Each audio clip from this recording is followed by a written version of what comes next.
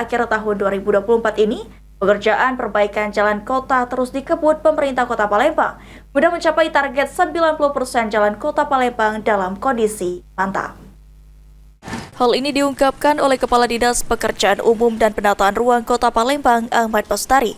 Hingga akhir tahun 2024 ini, pengerjaan perbaikan jalan Kota Palembang yang sebanyak 1.254 ruas jalan dengan total panjang hampir 700 km terus dikebut guna mencapai target 90% jalan Kota Palembang dalam kategori mantap.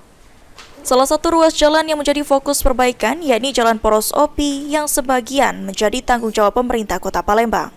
Pekerjaan perbaikan jalan saat ini terus menunjukkan progres signifikan sesuai dengan kontrak bersama pihak pelaksana, sehingga diharapkan pada akhir Desember pekerjaan perbaikan jalan dapat rampung sesuai target. 90% jalan kota mantap.